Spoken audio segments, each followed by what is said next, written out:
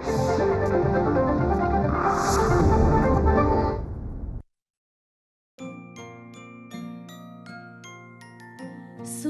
बोलती शब्दांशी शब्द पाहती रंग स्वरांचे रूप नवे साकारून येई मैत्र से ताल सुरांचे मैत्र से ताल सुरांचे.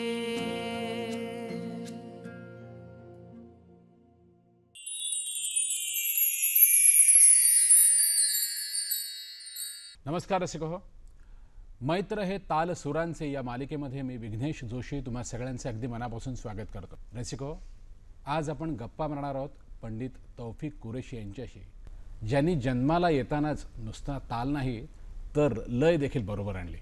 तौफिकजी, आत्ता शिखरनाथ बोलताना शंकर महादेवन त्यांचा उल्लेख झाला.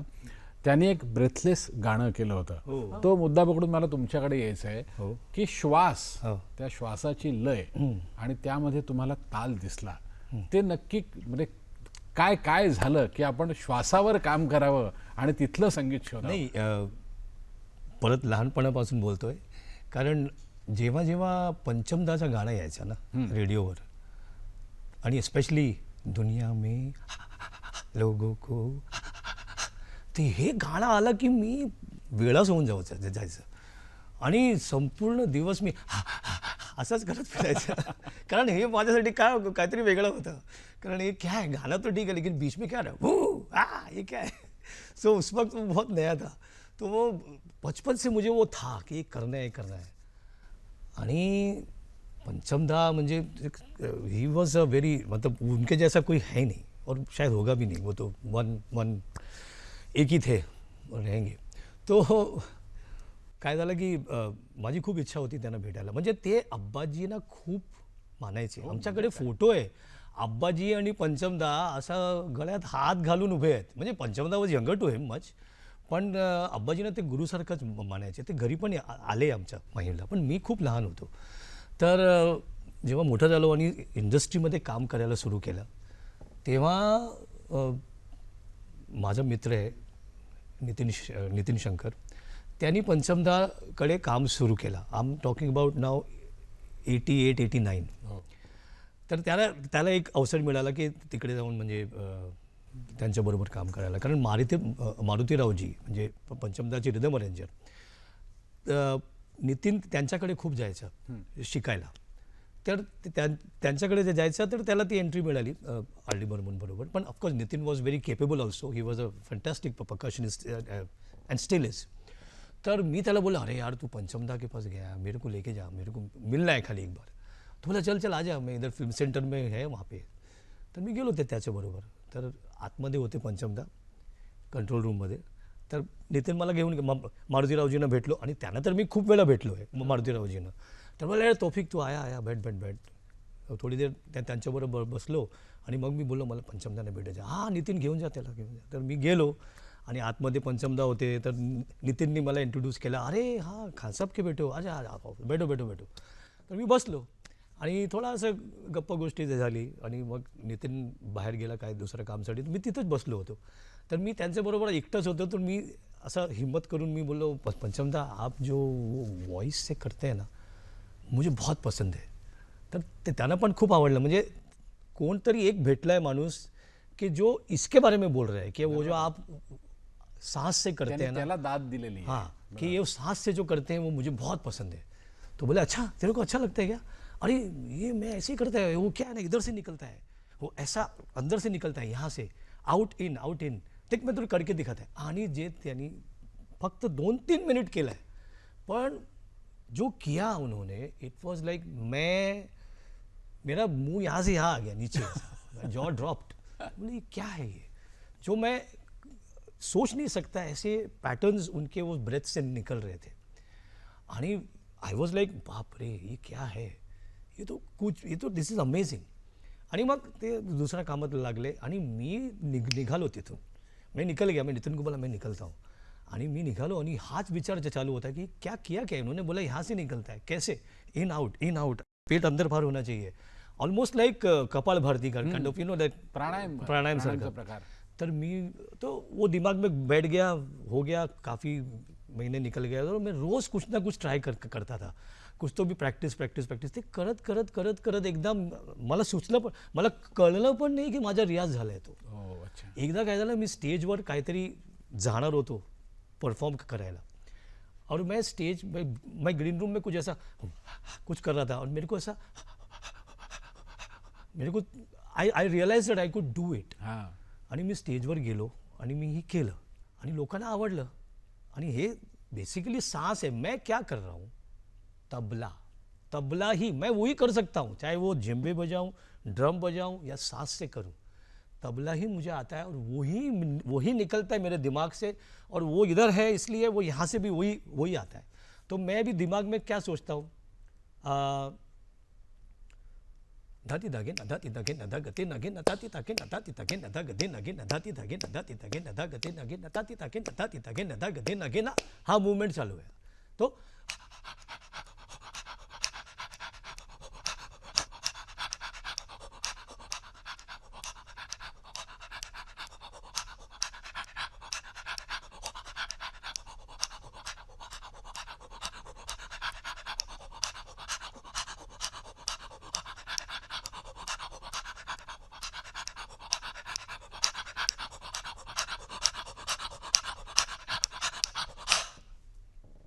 क्या बात. तो ये मैं तबला ही सोच रहा हूँ, और मेरा ये रियाज ऐसा हो गया है कि ये मैं अभी मालिक का रहम है कि ये कर सकता हूँ मैं बहुत देर तक, ये चलता रहता है. पण मेरा याच्यासाठी सर्क्युलर तुम्ही ब्रीदिंग से चल वेगळा रहा है ना. विचार केला का की काय जसं गायकाला काय तुम्ही म्हणता तुमच्या भाषेत दमसास अत्यावश्यक असते, तसं ही सगळी जी काही क्रिया आहे करायला दमसास खूप आवश्यक आहे का, फक्त ते टेक्निक आहे, श्वास कधी घ्यायचा आणि श्वास कधी टेक्निक आहे, पण दमसास मला माहिती नाही, कारण मी एवढा काही विचार नाही केलाय.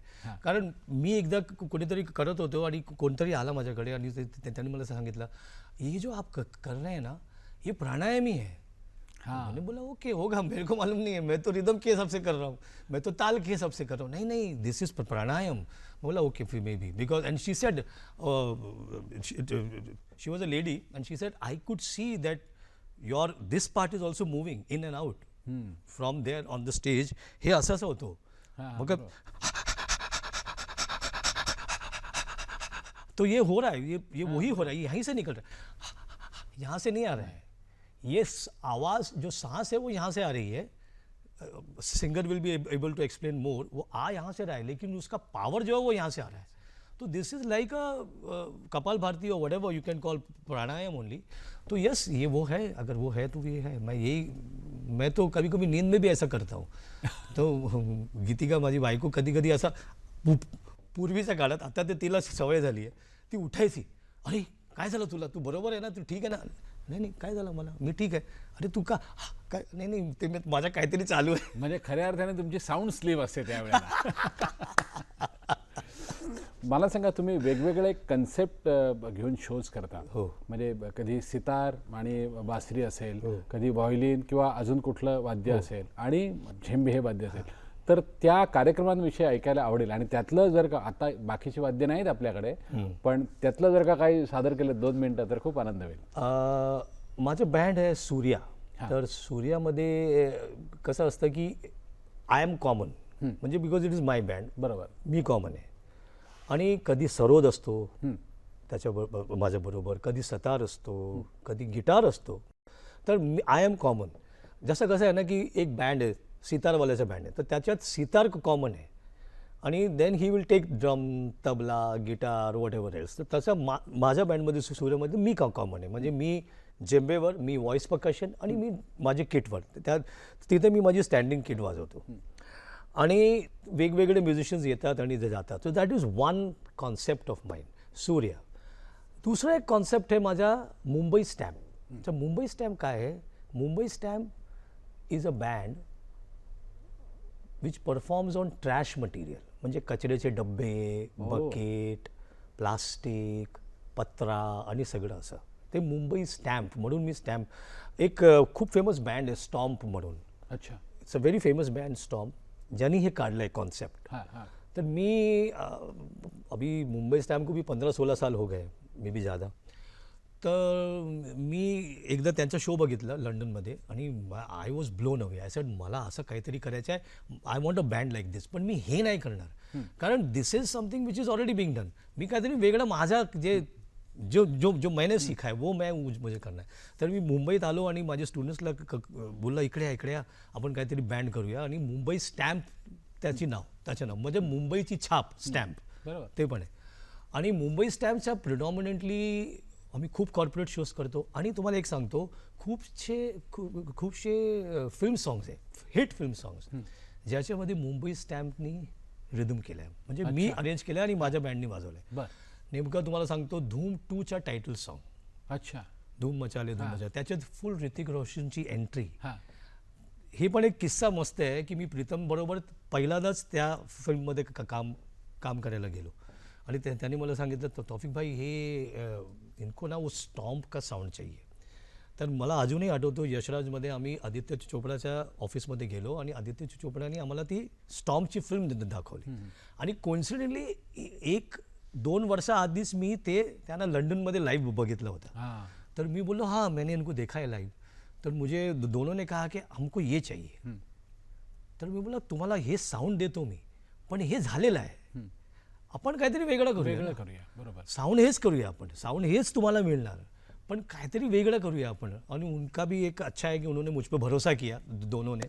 बोले अच्छा ठीक है, आपको जैसे करना है वैसा करिए. तर मी माझ्या स्टुडंट्सला जमवलं आणि मी ते धूम 2च्या टायटल ट्रॅक, तुम्हाला जर वेळ असला ना, सगळ्यांनी सांगतो, यूट्यूबवर जा आणि जाऊन हे धूम 2च्या टायटल ट्रॅक ऐका.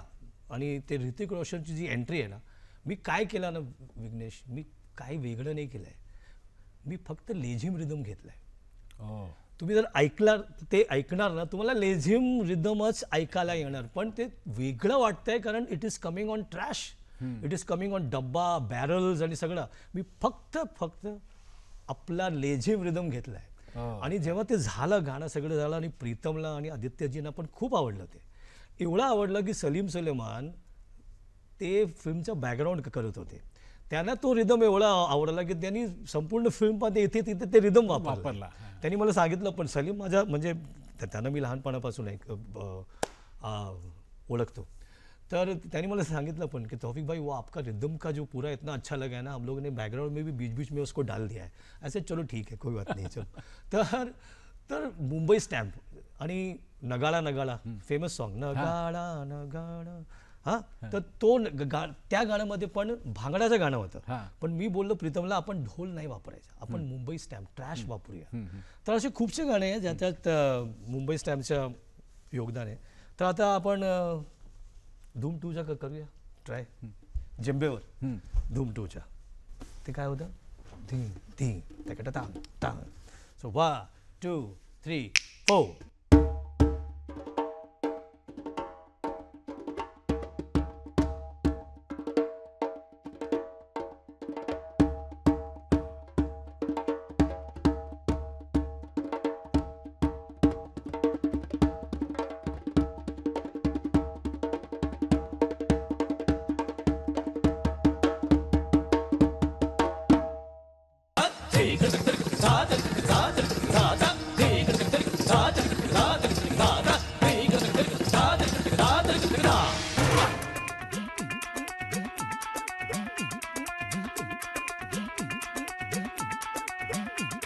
ओए हवन कुंड मस्तों का झुंड,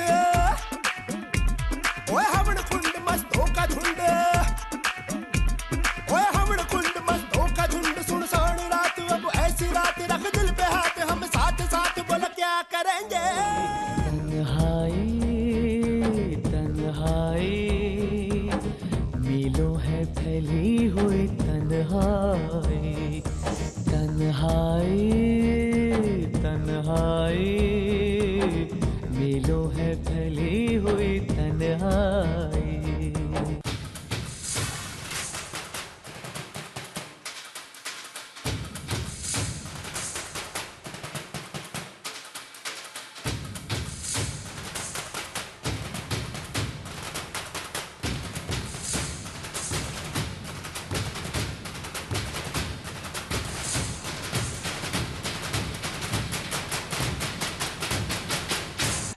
बेसिकली धिंग धिंग तिकट ता ता तिकट ता ता तिकट ता ता दुदुंग दुंग दुंग तिकट ता ता तिकट ता ता तिकट ता ता दुदुंग दुंग दुंग तिकट ता ता दुदुंग दुंग दुंग तिकट ता ता दुदुंग दुंग दुंग तिकट दुंग दुंग तिकट दुंग दुंग तिकट दुंग दुंग तिकट दुंग तकट दुंग तकट दुंग तकट दुंग तकट धन धन धन धन धन धन धन धन धन धन धन.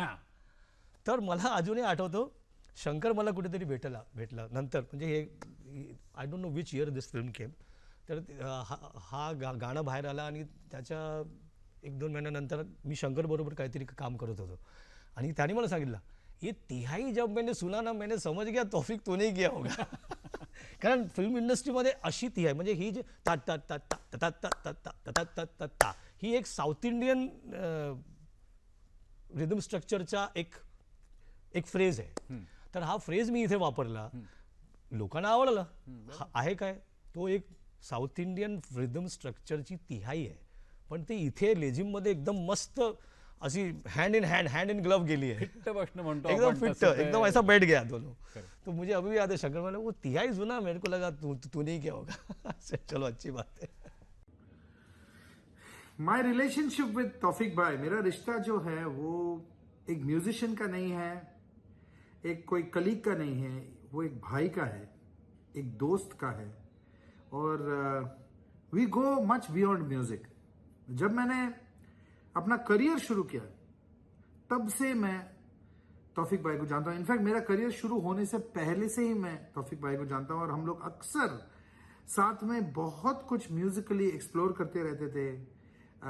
उनके जो शिमला हाउस वाले लेजेंडरी हाउस है, जहां उसके नीचे एक गराज था और उस गराज में, इनफैक्ट गराज है, और उस गराज में हम लोग बहुत रिहर्सल्स करते थे, रिकॉर्डिंग्स करते थे, रियाज करते थे.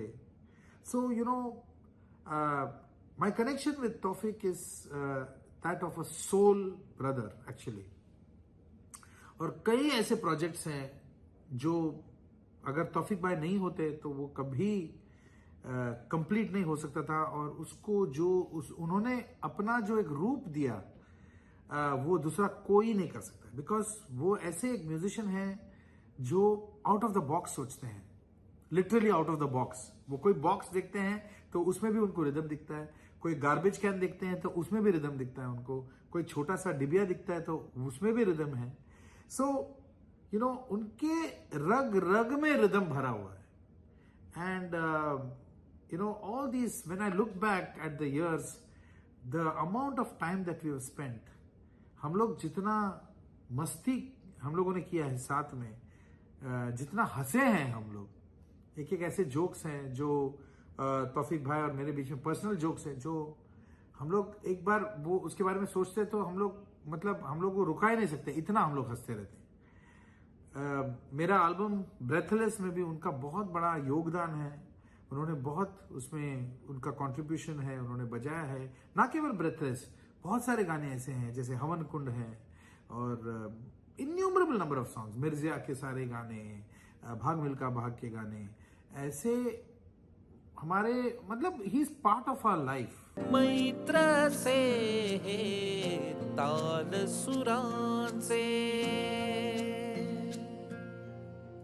तौफिकजी आणि म्हणजे शिखर खूप प्रवास होत असतील कार्यक्रमानिमित्त आणि काही प्रवास हे लक्षात राहण्यासारखे असतात. म्हणजे प्रवास चांगला झाला म्हणून सुद्धा लक्षात राहतो आणि प्रवासात अनंत अडचणी आल्या म्हणून सुद्धा प्रवास लक्षात राहतो. तर असे काही प्रसंग आहेत का की बाबा तो नको प्रवास असं काही झालंय का? आधी त्याला विचारा. हा, शिखर? तुझ्या काय आता असं तर झालं? सध्या प्रवास तर होत नाहीये कुठे. नाही, आता आता बंद आहे सगळं. सोडून देऊया आपण. आता नाही, मी नेहमी तयार असतो, मी नेहमी लुक फॉरवर्ड करतो. कॉज माझं तर आताच सुरुवात झाली आहे, तर मला जर चान्स भेटला तर मी तर जाईनच. आणि जिथे जिथे जायला ऑपॉर्च्युनिटी मिळाली आहे, खूप शिकायला भेटले. कधी कधी परफॉर्मन्स तेवढा चांगला नाही गेला आणि कधी कधी खूप मजा आली आहे. तर लाईक यू सेड सगळेच एक्सपिरियन्सेस गरजेचे आहेत, सगळे इम्पॉर्टंट आहेत. तर हो, म्हणजे मी तर नेहमी तयार असतो. मला कधीच नाही झालं की नाही जावं असं वाटतंय. तर मला ॲज लॉंग ॲज वाजवायला भेटते, कोणाही सोबत असतो, तो सिनियर आर्टिस्ट. पण अशी कुठली अडचण आहे का त्या एखाद्या प्रवासातली की जी आता कायमस्वरूपी लक्षात राहिलेली आहे? नाही, अशी एवढी अडचण नाही झाली आहे. म्हणजे म्हणजे आपण पासपोर्ट घरी विसरतो, नाही घरी नाही, पण मी पासपोर्ट एकदा द्यायला विसरलो होतो, इन द सेन्स की चेक इन काउंटरला शांघायमध्ये मी निलाद्रीजींसोबत होतो, निलाद्री कुमारजींसोबत, आणि सगळ्यांचे बोर्डिंग पास येत होते, तर मी माझ्या लक्षात नव्हतं आणि मी पासपोर्ट द्यायला विसरलो आणि ऑलमोस्ट सिक्युरिटी गेटपर्यंत पोहोचलेलो आणि मग लक्षात आलं की अरे माझा बोर्डिंग पासच नाही आहे. तर परत जाऊन ते थोडं मग मला निलाद्री सर बोलले की हे असं नको करू, पुढे लक्षात ठेव पासपोर्ट द्यायचा असतो, बोर्डिंग पास नाही तर प्लेनवर चढता नाही येणार तुला. आणि तौफिक जी, नाही, माझं तर खूप आहे, पण एक तुम्हाला सांगतो, खूप वर्षांपूर्वी 85 मे बी 86 मी आणि जाकीरबांबरोबर जर्मनीच्या टूरला गेलो होतो.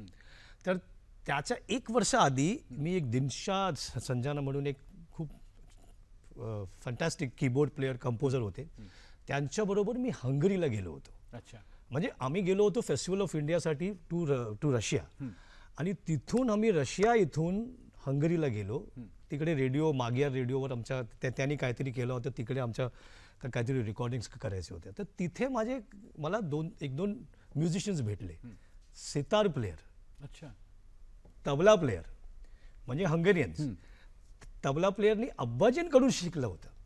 जेव्हा अब्बाजी एकदा 1950 हंगरी गेले होते, तर त्याचे बाबा हाँ, उन्होंने अब्बाजी से सीखा सीखा था, था, अच्छा। और उन्होंने इसको सिखाया बचपन में. मैं 80s की बात कर रहा हूँ.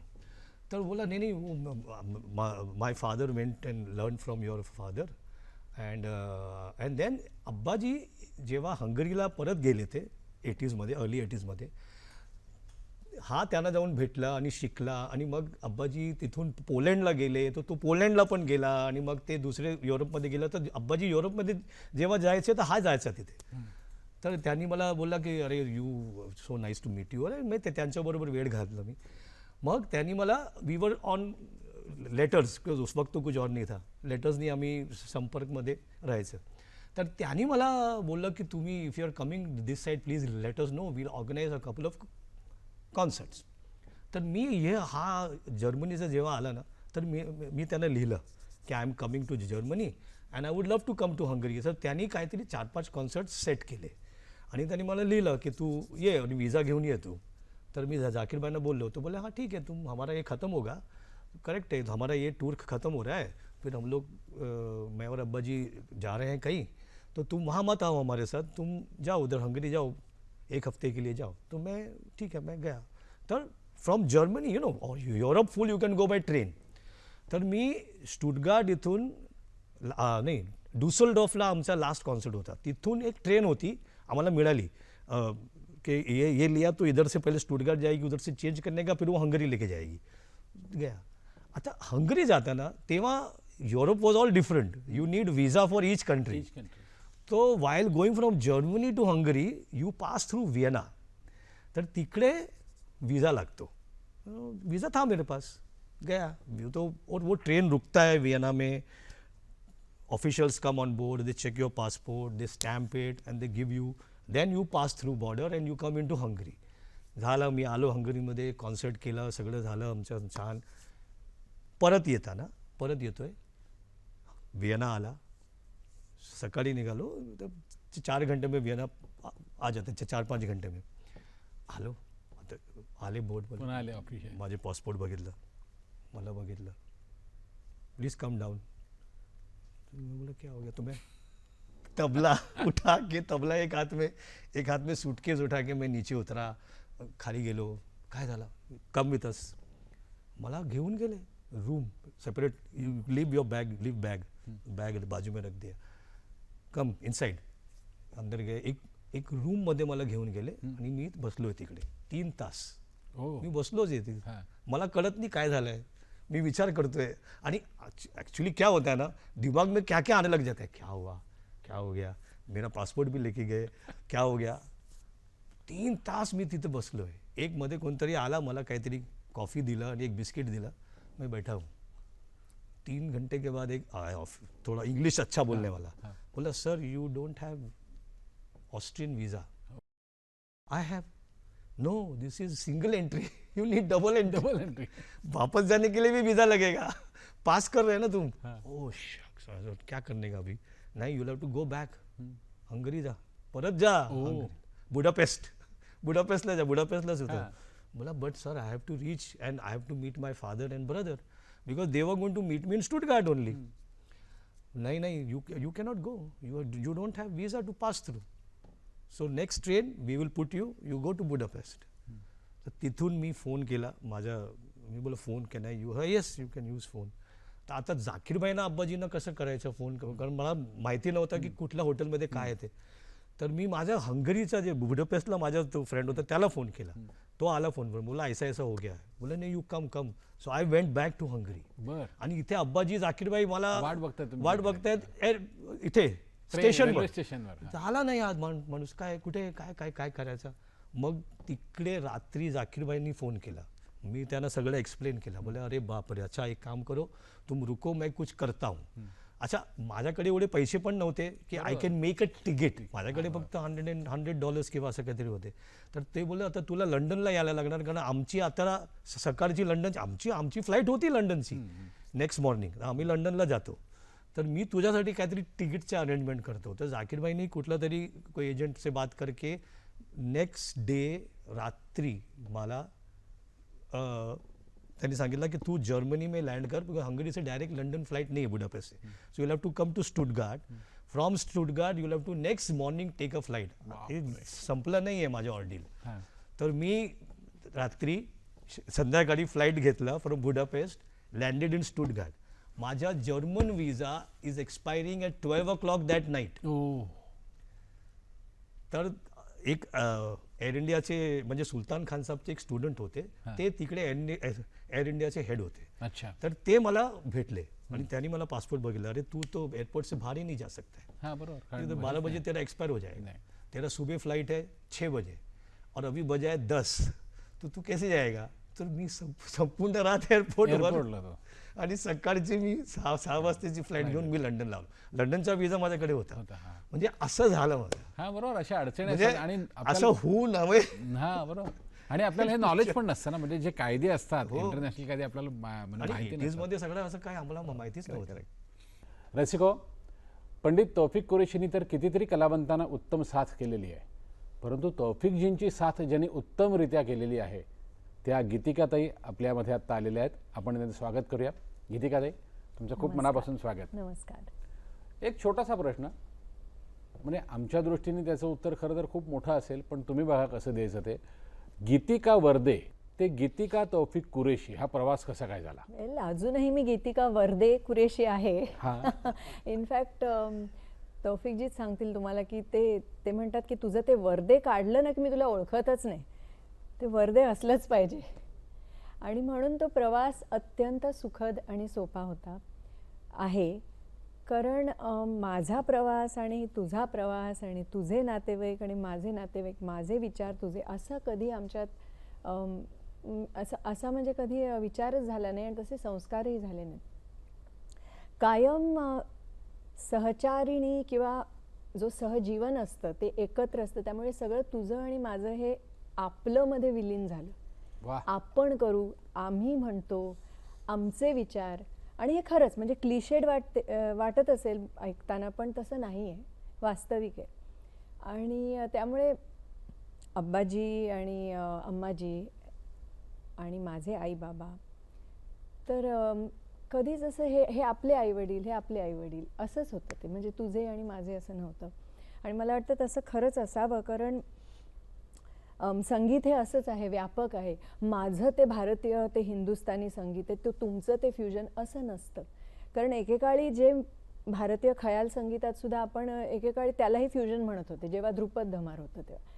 मग असं करतच तो इव्होल्युशन होतो. त्यामुळे इवन पर्सनल लाईफमध्ये हा जो तुम्ही प्रवास विचारलात वर्दे ते कुरेशी, तर अजूनही वर्दे आहे आणि त्यात कुरेशीही विलीन झालं आहे. आणि वर्दे कुरेशी हे दोन्ही असेच हातात हात घालून. तुमची भेट कुठे झाली? कॉलेजमध्ये. कुठल्या? आम्ही सेंट झेवियर्स कॉलेजमध्ये. मी सायन्स करत होते, पण शास्त्रीय संगीत मी शिकतच होते. माणिकताई भिडेंकडे मी शिकलेली आहे. आणि त्यामुळे संगीताच्या निमित्ताने आम्ही भेटलो आणि त्या भेटीतून खूप चांगली मैत्री होती अनेक वर्ष. आणि मैत्रीचं आय थिंक रूपांतर कधीतरी पण त्यावेळी तुम्ही काही असा एखादा म्हणजे कार्यक्रम वगैरे केलाय का? म्हणजे हो तुम्ही हो सुद्धा कार्यक्रम माणिकताई करत होतो. खूप मोठं हो नाव. हो हो कार्यक्रम करत होतो. माझं जास्ती क्लासिकलकडे प्युअर क्लासिकलकडे कल होता. पण कार्यक्रम करत होतो आणि मलाही खूप सगळ्या प्रकारच्या संगीताचा आणि माणिकताईंचाही तसा आमच्यावर काही म्हणजे तुम्ही कार्यक्रम संस्कार करत होता. असताना तौफिकजीने तुम्हाला जेव्हा साथ केली आहे, हो केली असेलच म्हणजे, हो तर त्यावेळी काहीतरी त्यांचा बोल चुकला म्हणून तुम्ही काही 4 बोल त्यांना ऐकवलेत का कधी? नाही तसं काही बोल चुकला म्हणून नाही, पण 4 बोल आमचे एक्सचेंज जरूर झालेले आहेत. म्हणजे आणि ते त्यांच्याकडूनही मला खूप शिकायला मिळालं, माझ्याकडूनही त्यांना काही अनुभव मिळाले असतील. आणि ते रियाज करताना माझे म्हणजे आमच्या गुरुजींबरोबर रियाज करताना सुद्धा ते बसायचे. त्यामुळे असे एकत्र इतके छान सांगीतिक क्षण आम्ही घालवले आहेत की तसे बोल खूप एक्सचेंज झाले आहेत. आणि तौफिकजी मला असं विचारायचं की एक त्यांचा काय जो एक स्वर असेल, काय काळी 5 वगैरे असा, पण एरवी एक कुठला तरी वेगळा स्वर लागतो का घरात? हो हो हो हा? खूप वेळा लागतो. तो आणि कुठला तो स्वर लागायलाच असतो? पाहिजे ना. हो ना. तो नाही लागला की आज दिवसात काहीतरी बरोबर नाही असं म्हणजे वाटतं. मैफिल खरी रंगत नाही त्या दिवशी, खरं सांगायचं. मैत्र से हे ताल सुरांचे. तुम्ही आत्ता म्हणाला की तुम्ही माणिकताईंकडे गाणं शिकायचं. तुम्ही म्हणजे घरात खरं तर संगीताचा महासागर म्हटलं तरी म्हणजे वावगं ठरू नये. असं असताना तुम्ही आपण 2 तंबुऱ्यांमध्ये बसून गायिका म्हणून नावारूपाला यावा, आपण तो म्हणजे ते करिअर करावं असं तुम्हाला का नाही वाटलं की ते तुम्ही जाणीवपूर्वक केलं नाहीत? नाही, हे बघा करिअर हे खूप आय थिंक कॉन्सिक्वेन्शियल आहे. तुम्ही काय काय अनेक गोष्टी, पण प्रोफेशन हे आहेच माझं गाणं. म्हणजे मी कधी शौकिया नुसतं आपलं उथळ गाणं करायचं म्हणून कधीच केलं नाही. सो जेव्हा कधी मी रंगमंचावर पाय ठेवला आहे तेव्हा तो प्रोफेशनली मला हे डिलिव्हर केलंच पाहिजे. जे काही थोडं थोडकं असेल ते mark up to the mark काहीतरी असायला पाहिजे, अशी कायम स्वतःवरती बंधन होतं. आणि म्हणून माझा असा आणि मला खूप स्वतःसाठी स्वतःच्या आनंदासाठी गायला किंवा संगीतामध्ये संगीताच्या विचारांमध्ये मी कधी कधी लिहिते, कधी मी कंपोज करते, तर ते मला स्वतःसाठी करायला खूप आवडतं.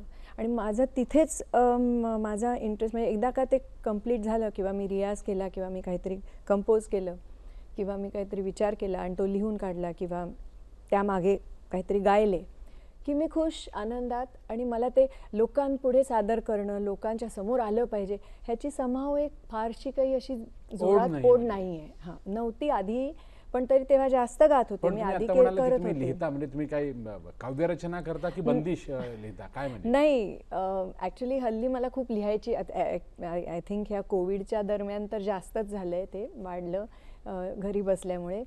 पण मला लेखही लिहायला आवडतात. अनेक मी म्हणजे थोडे इंग्लिशमध्येही लिहिलेले आहेत, एखाद दुसरे कुठे छापून आले आहेत.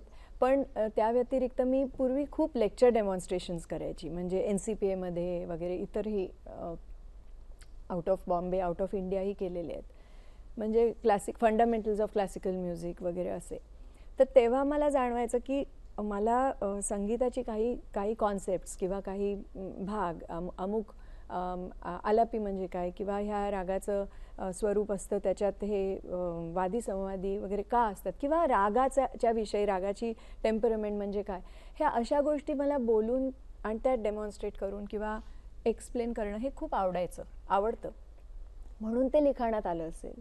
तौफिकजींकडे नाही, मी सांगतो, हां. ती बोलत नाहीये पण खूप छान गाणी पण लिहिली. हो. She has written songs and composed. आणि आम्ही 2-3 आम्हाला गाणी या झलक ऐकायला आवडेल. कोविडमध्ये आम्ही यूट्यूब हां. We have put out some songs which she has composed, written and sung. आम्हाला झलक ऐकायला आवडेल. अगदी मुखडा जरी कुठल्या गाण्याचा. झलक माझ्याच गाण्याचा. ऑफकोर्स. चुनरी रंगा दे मोरी सावरिया, चुनरी रंगा दे मोरी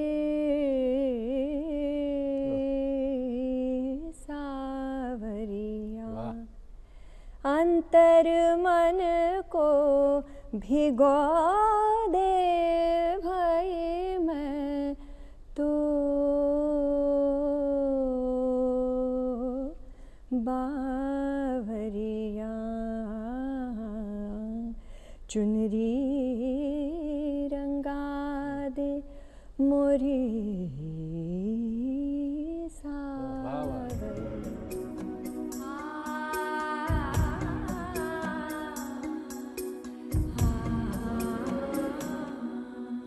जज्बात ये सच है और प्यार भी न कम है जज्बात ये सच है और प्यार भी न कम है जज्बात ये सच है सुनना सुनाना हक है सुनना सुनाना हक है फिर रंज के क्यों सितम है जज्बात ये सच है जज्बात ये सच है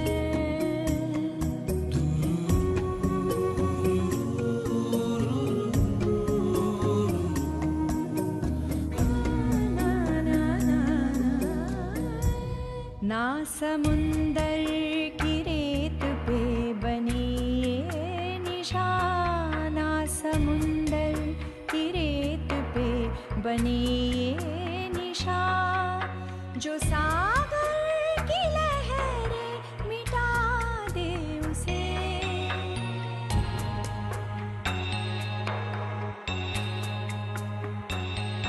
ना समुंदर की रेत पे बनी ये निशान ना समुंदर की रेत पे बनी ये निशान जो सागर की लहरें मिटा दे उसे ना गीले अंबर में झांकते किरणों के निशान जो बादलों के मौसम छुपा दे उसे ये वो है जो साज़े दिल करे है बयां जज्बात ये सच है और प्यार भी न कम है जज्बात ये सच है और प्यार भी न कम है जज्बात ये सच है तौफिकजींकडे जसं संगीत हे अब्बाजींकडनं आलं तसं लिखाण किंवा असा एक म्हणजे विचार करण्याची जी एक प्रवृत्ती आहे ती तुमच्या आईकडनं आली का हो मोहिनी जरूर वर्दे? नक्कीच मला त्याविषयी माझी ऐकायला आई आवडेल. लेखिका डॉक्टर मोहिनी वर्दे आणि प्राध्यापकही आहेत त्या इतके वर्ष त्यांनी शिकवले आणि आय थिंक ती विचारसरणी किंवा विचार करण्याची प्रवृत्ती आणि विचार मांडणं आणि ॲक्च्युली मी खरंच सांगते की माझं एवढं भाषेवर प्रभुत्व नाही आहे पण तरीही विचार चांगले वाटतात कधी कधी की हे जे काही विचार आहेत ते मी जेव्हा माझ्या काही गुरु भगिनींशी वगैरे शेअर करते किंवा काही तौफिकजींशी वगैरे तेव्हा मला नेहमी एनकरेजमेंट मिळते प्रोत्साहन की अगं तू हे लिहून काढ किंवा अगं हे वेगळा हा विचार आहे किंवा अगदीच म्हणजे नाव घ्यायचं तर माणिकताईंच्या ही कन्या ज्या आजच्या एवढ्या ज्येष्ठ गायिका अश्विनी भिडेजी त्यांच्या अश्विनी भिडे देशपांडेजी तर त्यांच्याशी बोलताना त्याही नेहमी म्हणतात तू लिही कारण आवडतं तुझे विचार वेगळे असतात तर ते नक्कीच आईकडून आलेलं आहे आणि माणिकताईंकडून असं शिक्षण मिळालेलं आहे की माणिकताईंनी आम्हाला विचार करण्याची दिशा आमची डेव्हलप केली नुसतं पोपटासारखं पाठवून पाठवून गा हे असं गायले पण तो विचार आणि तो विचार करण्याची दिशा ती तुझी स्वतंत्र असली पाहिजे. असं नेहमी केल्यामुळे आय थिंक ते वाढत गेलं. अजून एक छोटासा प्रश्न, जरा म्हणजे मी मूळतच खोचक आहे म्हणून जरा विचारतो. ते म्हणजे माहेरचं वातावरण आणि सासरचं वातावरण यामध्ये काही फरक जाणवला का? आणि आमच्याकडे असं नसतं बाबा हे काय, असं कधी काय झालंय का? आमच्याकडे ॲक्च्युली काय खरं सांगायचं तर सासरच्या वातावरणात खूपच संगीत हा धर्म आहे. त्यामुळे त्यांच्याकडे जे काही माझे थोडेफार संस्कार किंवा विचार होते ते सगळे वेलकम होते. दे वर ऑलवेज वेलकम. की अब्बाजींनाही आवडायचं की अरे ही गाणं शिकलेली आहे, अशी गाणं शिकते, त्यामुळे ते त्यांना इंटरेस्ट होता त्याच्यात. किंवा काही वर्ष मी इवन सायन्स केल्यामुळे मी झेवियर्समध्ये लेक्चररही होते, त्यांना सगळ्याचा इंटरेस्ट होता. त्यामुळे आणि शेवटी काय असतं की जसं मी म्हटलं सहजीवन म्हणजे हेच. आणि आईकडेही आईलाही संगीत अत्यंत आवडतं आणि माझ्याही घराण्यात म्हणजे माझ्या माहेरच्या ह्याच्यात पण संगीताचा खूप आवड. आणि सिरियसली म्हणजे आईकडूनच मला हे सगळं संगीताचे बालकडू मिळाले की गाणं शिकायचं वगैरे. त्यामुळे आईला तर जास्त जरा कधी कधी इथेच तौफिकजींवरच जास्ती प्रेम असतं की ते तौफिक मला सगळं नीट समजावून सांगतो, तू काही नीट बोलत नाहीस, तू काय असं. त्यामुळे ॲक्च्युली कुठचे सण वार हे सगळे एकत्र ॲक्च्युली एन्जॉय केले. अडचणी अशा काही आल्या नाहीत. लग्ना अगोदर वाटलं की नॅचरली स्वाभाविक जे असे ॲप्रिहेन्शन्स असतात की अरे बाई कसं होईल, काय होईल, काय आपण तर हे बाबा संगीत बिंगीत हे काय करिअर करत नाही आपण, कसं होणार. ते झालं. पण ते एकदा ओलांडल्यावरती खूप मजा आली. मैत्र से हे ताल सुरांचे. तौफिकजी, संगतेकडे आपण चाललोय, पण एक प्रश्न माझ्या मनात आहे, तो म्हणजे असा की अब्बाजींनी AR कुरेशी या नावाने कितीतरी सिनेमांचं म्हणजे संगीत 50-60 फिल्म केल्या, हिंदी आणि पंजाबी मिक्स. पंजाबी. तुम्हाला असं कधी नाही का वाटलं की म्हणजे हे वादन तर आहेच, परंतु आपण संगीत दिग्दर्शन करावं, म्हणजे हिंदी असं नाही, कुठल्याही सिनेमाचं संगीत दिग्दर्शन? नाही, ॲक्च्युली अब्बाजींना पण ते त्यांनी केलं सगळं. त्यांनी जे सांगितलं तेच माझ्या डोक्यात होतं नेहमी, की त्यांनी सांगितलं की त्यांना कोणीतरी विचारलं नंतर, म्हणजे 70s मध्ये, कारण 50s late 40s too early 60s त्यांनी खूप केले फिल्म्स. तर त्यांना कोणीतरी विचारलं की अरे खान साहब आपने क्यों छोड़ दिया? बोले मुझे AR कुरैशी का नाम से नहीं जानना था, मैं चाहता था दुनिया मुझे उस्ताद अल्लाह रखा के नाम से जाने. तो कुठेतरी तो पण माझ्या डोक्यात आहे की नाही मला हे फिल्म म्युझिक मी जातो, करतो, जाऊन रिदम सगळं करतो, वाजवतो आणि बॅकग्राऊंड्स पण करतो सगळं, पण मला जमणार नाही आहे असं मला वाटतं आहे. की गाणं करा, दुसऱ्यांना ऐकवा, त्यांना नाही आवडलं तर परत दुसरा करा, दुसरी काहीतरी चाल करा, मग ते पण नाही आवडलं तर पण तिसरी चाल करा. म्हणजे हे पेशन्स किंवा काहीतरी कमिटमेंट तुम्ही सांगा किंवा whatever you want to say, हे मला असं वाटतं माझ्यात नाही आहे. म्हणजे इन दॅट सेन्स पेशन्स आहे माझ्यामध्ये. तुम्ही हिला विचारा तुम्हाला कळेल आहे पेशन्स. पण मला असं वाटतं त्यांच्याकडे जास्ती पेशन्स आहे, कारण सतत काहीतरी म्हणजे कधीतरी असं वाटू शकतं की हे रागानी वाजवत आहेत की खरंच त्यांचा रियाज चालला आहे. नाही, पण ते माझ्यामध्ये नाही आहे. आणि तुम्ही त्यांना तिला हे विचारलं आहे तुम्ही की तुम्ही तुमचं करियर कसं काय, पण मुझे ये कहना है कि उन्होंने मेरे करियर के पीछे अपना सब कुछ लगा दिया, सब कुछ. क्योंकि मैं कैसा था ना कि मैं ऐसा था कि मुझे कोई पैसा नहीं भी दे तो मैं जाके काम करता था.